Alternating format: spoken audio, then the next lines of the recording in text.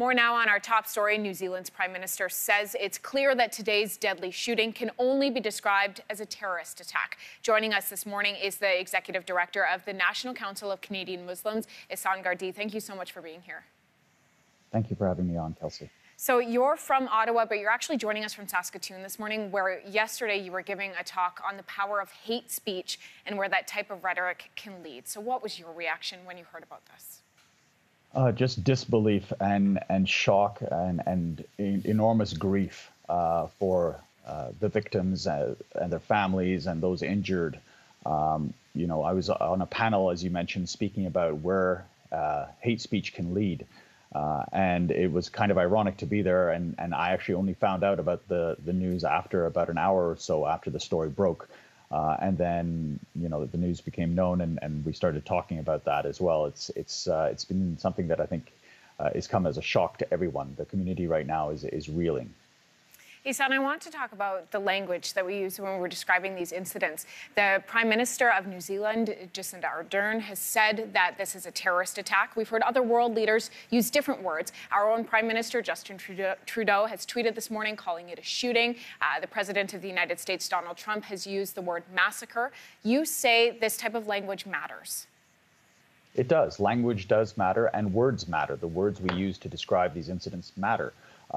Typically, what we see is a disproportionate amount of coverage of these types of events going when the perpetrators identify as Muslim as opposed to those non-Muslims.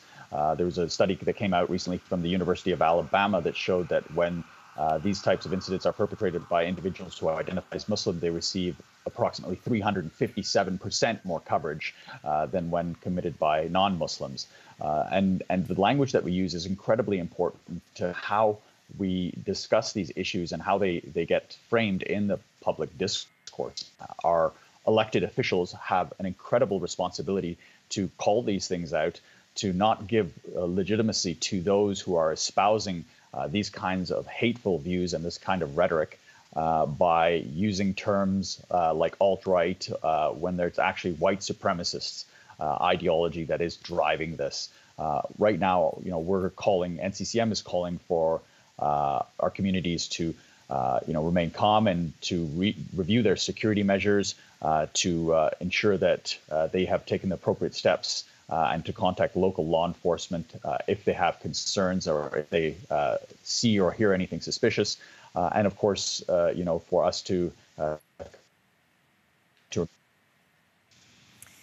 Ihsaan, hate doesn't happen overnight. You've said this, and it doesn't happen in a vacuum either. You say it's a buildup, and governments and media all over the world have a responsibility to act quickly. What would you like to see happen?